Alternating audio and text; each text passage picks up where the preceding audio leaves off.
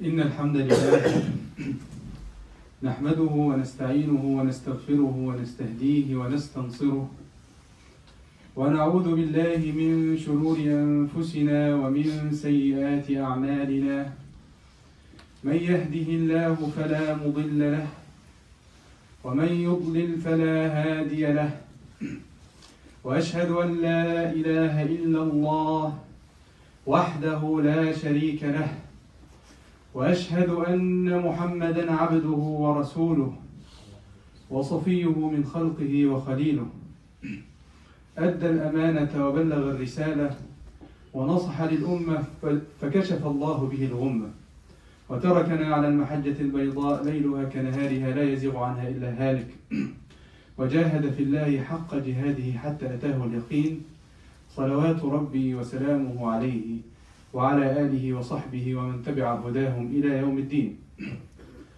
أما بعد، يقول الله سبحانه وتعالى: يا أيها الذين آمنوا اتقوا الله حق تقاته ولا تموتن إلا وأنتم مسلمون. يا أيها الناس اتقوا ربكم الذي خلقكم من نفس واحدة وخلق منها زوجها وبث منهما رجالا كثيرا ونساء واتقوا الله الذي تساءلون به والأرحام إن الله كان عليكم رقيبا. يا أيها الذين آمنوا اتقوا الله وقولوا قولا سديدا يصلح لكم أعمالكم ويغفر لكم ذنوبكم ومن يطع الله ورسوله فقد فاز فوزا عظيما. وأما بعد، فإن أصدق الحديث كتاب الله وخير الهدي هدي محمد صلى الله عليه وسلم وشر الأمور محدثاتها وكل محدثة بدعة وكل بدعة ضلالة وكل ضلالة في النار. My dear brothers in Islam, may Allah subhanahu wa ta'ala, who gathered us in the masjid in dunya, inshallah, to gather us in akhirah and hereafter with the Prophet sallallahu alayhi wa sallam, and to increase the love and the mercy between us. Today I'm going to start from a story, a very famous story. Actually I'll make it like a start point for my khutbah. And actually this story, a large number of scholars mentioned. And a large number of scholars say that the main reason for revealing the ayah in Surah Al-Furqan, وَيَوْمَ يَعَضُّ الظَّالِمُ عَلَى يَدَيْهِ يَقُولُ يَا لَيْتَنِي اتَّخَذْتُ مَعَ الرَّسُولِ سَبِيلًا يَا وَيْلَتَى لَيْتَنِي لَمْ أَتَّخِذْ فُلَانًا خَلِيلًا. It was about someone called Al-A'sha. And if you don't know, Al-A'sha is a very famous sha'ir, very famous poet in Mecca. It's well known and famous. It's something like a famous artist or a famous person now, the most watched and the most searched person in our life, in our day. So Al-A'sha, if he spoke, all people listened to him. And he was so famous that all the disbelievers of Mecca loved him.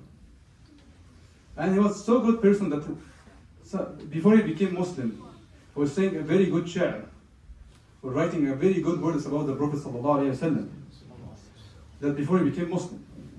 And one day he wanted to convert to Islam, and he was about to go and to travel to Medina, Yathrib, to meet the Prophet ﷺ to convert to Islam. But of course the disbelievers know that if he converts to Islam, it will be a very big problem for them. First of all, it will be a strength point for the Prophet ﷺ and the new da'wah, the new message. Second, maybe he will start fighting against them. He will start calling people for Islam. And he's so famous. And that's why they went to him, trying to speak with him friendly, that don't do that. They were his friends. So they can speak with him. They know him. So they went to him, and Abu Jahl started talking with him very friendly. He's saying, Ya Aba Busayr. He didn't say Ya A'sha. In Arabic, if you know, when you want to talk friendly with someone, you say Ya Aba. If you have a son, for example, Muhammad, you say Ya Aba Muhammad. That's a friendly way that he will accept your words.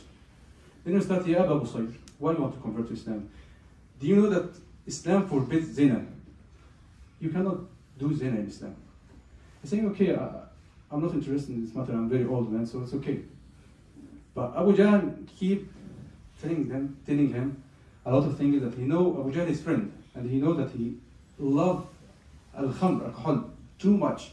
Then he say, okay, I'll tell you something. Islam forbids khamr. Would you want to try that? Would you want to convert to this deen? Say, oh, no, for this, I have a problem. And he keeps saying this to him, and then he say, okay, I change my mind, I will stay, I will not be Muslim this year, I will go next year. I have a lot of khamr, I will finish it, and then I will go next year. Of course, you know what happened in the story, that he died in the same year. He didn't convert, he didn't go to convert to Islam. He died as a disbeliever, and he will be the hellfire forever. Look carefully at this story, my dear brothers. He was a very good man, very famous. Okay, all people know him. Very good status in the society, and he was about to convert to Islam. He was about to leave all that behind him, and he was about to convert to Islam and went to Prophet ﷺ. But what stopped him?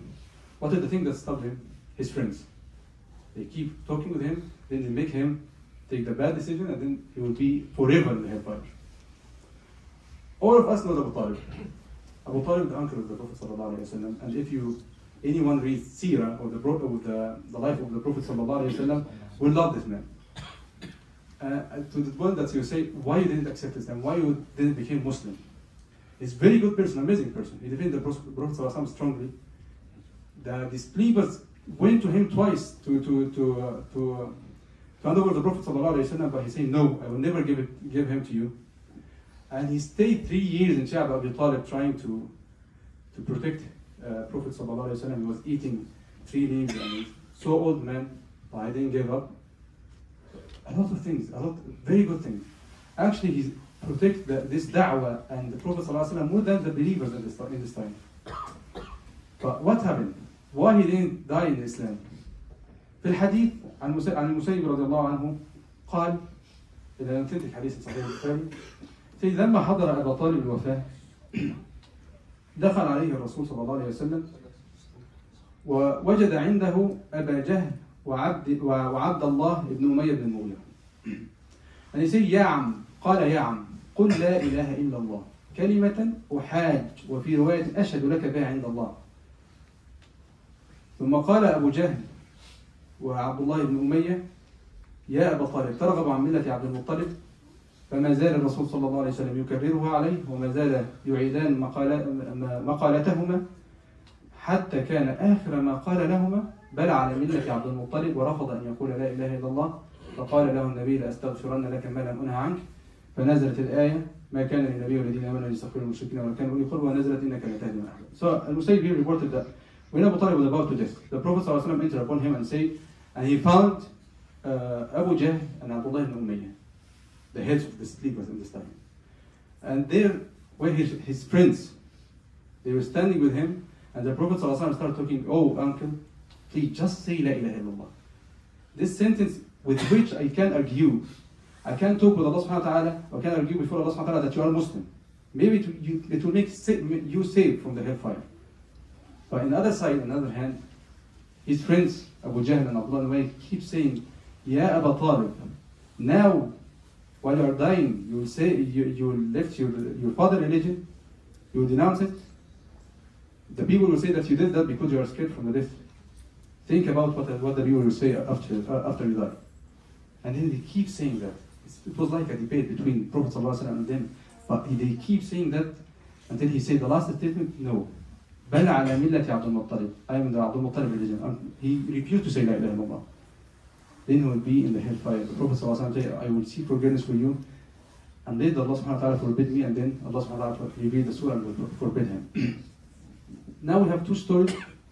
Two good persons have very good qualities. Maybe if they accept Islam, would be very good person in Islam. But they didn't accept Islam, they didn't take the decision because of their friends, because the company around them, surrounding them, right? We as human beings, my dear brothers, cannot live alone. That's our nature. Allah subhanahu wa ta'ala created us like that. You can live, impossible to live alone. We have some exception, of course, rare conditions, but impossible that you can live alone. Allah subhanahu wa ta'ala says, وَجَعَلْنَاكُمْ شُعُوبًا وَقَبَائِلَ تَعَارَفُوا. Scholars say that شُعُوبًا وَقَبَائِلَ تَعَارَفُوا means to help each other. Okay, you cannot live alone. Allah subhanahu wa ta'ala created you like that. That's your nature. أَلَا يَعْلَمُ مَنْ خَلَقَ وَهُوَ اللَّطِيفُ الْخَبِيرُ. Allah subhanahu wa ta'ala created you and He knows you. That's why He asked you. You have to get friends, good friends, and you have to be among them. He asked the Prophet ﷺ, وَاصْبِرْ نَفْسَكَ مَعَ الَّذِينَ يَدْعُونَ رَبَّهُمْ بِالْغَدَاةِ وَالْعَشِيِّ. You have to be among those people who just praying to Allah and remember Allah subhanahu wa ta'ala.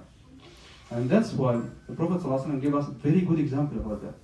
Very famous hadith, authentic hadith. إنما قال مثل الجليس الصالح كحامل المسك أو كصاحب المسك إن لم يصبك منه شيء أصابك منه ريحة. مثل الجليس السيء كنافخ الكير أو كحامل الكير إن لم يصبك منه ضرر، أو كما قال النبي صلى الله عليه وسلم يعني أصابك دخانه، أو ما معناه أصابك دخانه. The translation, the good example for the good companion, the good companion is like the owner of misk or perfume. If you went to a perfume shop, the owner will start giving you perfume to try. Then you will have very good scent, right? And if you didn't buy, even if you didn't buy, you will enjoy the environment. You will get benefit. And maybe you will start changing without feeling that. That's what the Prophet ﷺ gave this example. That you will change your smell will change without feeling that. But on the other hand, the other one, the blacksmith, maybe he will burn your clothes, and even if it did happen, your smell or maybe will affect your medical condition, your lungs, something like that, right? That's exactly the friend.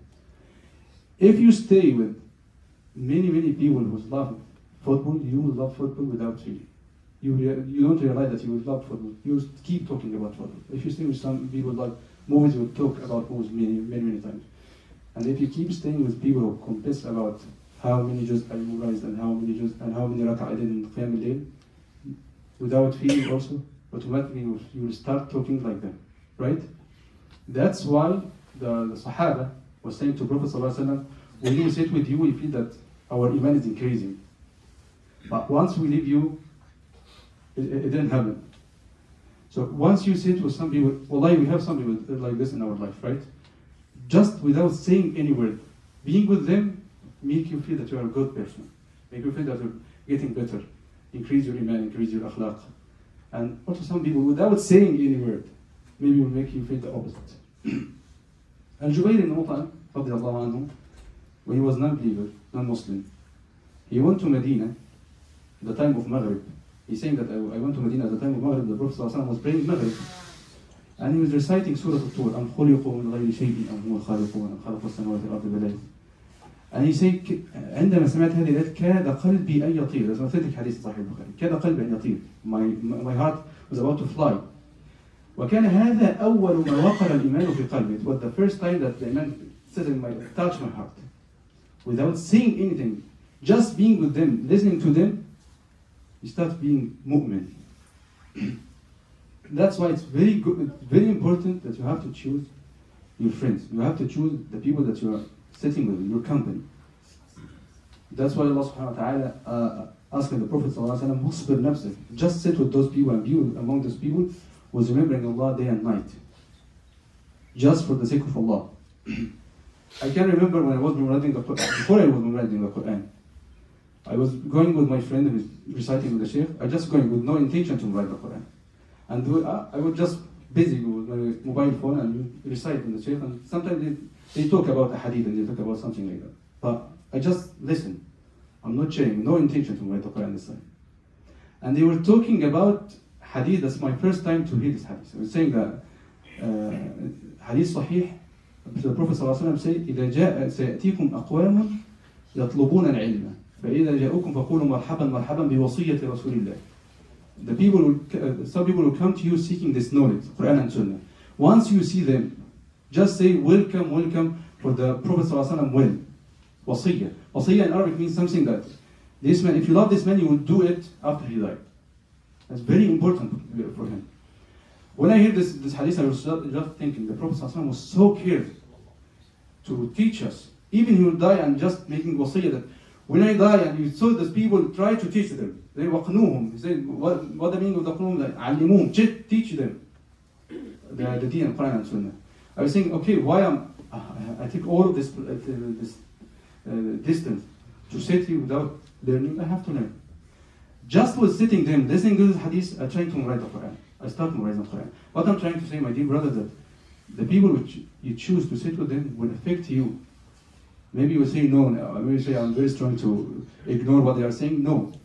They will affect you, and that's the fact you have to understand, and that the fact that makes you choose the company which are among them. أقول قولي هذا وأستغفر الله لي ولكم.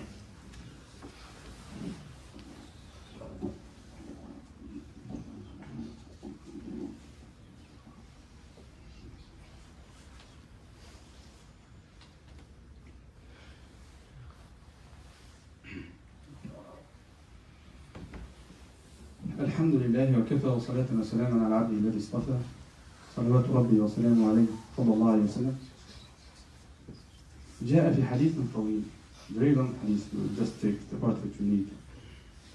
لما خلص المؤمنون وأمنوا من النار أو كما قال النبي صلى الله عليه وسلم قالوا يا رب, وقال رسول الذي نفسي بيده إنما مجادلة أحدكم صاحبه في الحق للحق في الدنيا ما هي بأشد من مجادلة المؤمنين لربهم يوم القيامة. قال يقولون يا رب إخواننا كانوا يصلون معنا ويزكون معنا ويحجون معنا ويصومون معنا, يا رب أخرجهم من النار. فيقول اذهبوا فأخرجوا من النار من عرفتم منهم, فيذهبون فيخرجون من النار من عرفتم منهم يعرفونهم بصورهم وقد حرم الله على النار صورهم. So in this hadith the Prophet ﷺ said, when the believer became saved from the hellfire in the day of judgment, and then he said, by Allah, Wallahi, وَالَّذِي نَفْسِي بِيَدِهِ, the argument which you do in dunya with your brother in the truth is less than the argument they will have, the believers will have when they trying to see where their friends, some of their friends and the good friends, they will never, some of believers will be in hellfire for the first time. And the friends will see, where is my friends, where is my brothers? They will not find them. Then they will go to Allah subhanahu wa ta'ala and argue with them. Ya, where is our brothers? They were praying with us. That is important of praying with your brother in Jama'ah. You think they will recognize you by this, that you were praying with us. They say, Ya Rab, they were praying with us. And they were fasting with us. And they were performing Hajj with us. All of this we're doing together. And we cannot find them now in Jannah. Before they enter Jannah, they will ask about their friends. And they, Ya Rab, akhrijhum min al-nar. It's called the Shafa'ah. Argue with Allah, they just take them out from the hellfire. Then Allah subhanahu wa ta'ala, because He's mercy God, He will say, go and take all of your friends, which you know from the hellfire. And they will go. But how can we know them?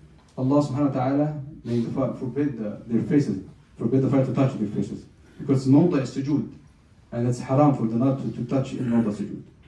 Then they know their friends and take them out.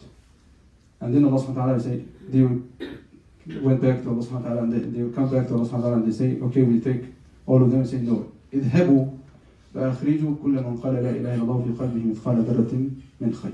And they will keep doing that, going to the hellfire, taking out their friends and their brothers, until Allah subhanahu wa ta'ala, they take all the believers that they know from the hellfire. What I'm trying to say here, your good friends will not just help you in this dunya. The akhirah, you have to choose the one you 100% know that he will help you in the day of judgment. That is the important thing. Make it like that's the way to choose your friend. If that man will do the same in the day of judgment, if that man will say, Ya Rab, they were praying with us, they were fasting with us, please take them out from the hellfire. And of course you will never find this you will never find this person outside the masjid. You will find them in masjid. The masjid is the only place that you can pray together, that we can fast together, that we can sometimes doing the paying our zakat together, right? Even in Hajj, some masjid, like all people go to Hajj together from the masjid. So the masjid is the best place that you can find this people, with this group of people that can argue with Allah subhanahu wa ta'ala and say, please take them from the hellfire. We are all of us are sinful persons. And you have to choose someone who will help you in the day of judgment. And Allah, kalimat is the word insan in Arabic, coming from uns, and uns means companionship. Like that's your nature. You have to choose some people that you will be with them for a long time or a short time, doesn't matter, but you have to choose them that one day in the day of judgment, they will say to Allah subhanahu wa ta'ala, please take them from the hellfire. So may Allah subhanahu wa ta'ala make us from all of these people. And may Allah subhanahu wa ta'ala create the love between us and the mercy between us. اللهم اهدنا فيمن هديت وعافنا فيمن عافيت وتولنا فيمن توليت وبارك اللهم لنا فيما أعطيت وقنا واصرف عنا شر ما قضيت إنك سبحانك تقضي بالحق ولا يقضى عليك إنه لا يعز من عاديت ولا يذل من واليت تباركت ربنا وتعاليت اللهم انصر المؤمنين المستضعفين في غزة اللهم انصر المؤمنين المستضعفين في سوريا اللهم انصر المؤمنين المستضعفين في لبنان اللهم ثبت الأرض تحت أقدامهم اللهم انصرهم على عدوك وعدوهم اللهم انصرهم على عدوك وعدوهم اللهم لا تحقق لعدوهم غاية ولا تحقق لهم مرادهم يا رب في أرضنا، واجعلهم للعالمين آية. وأقم الصلاة.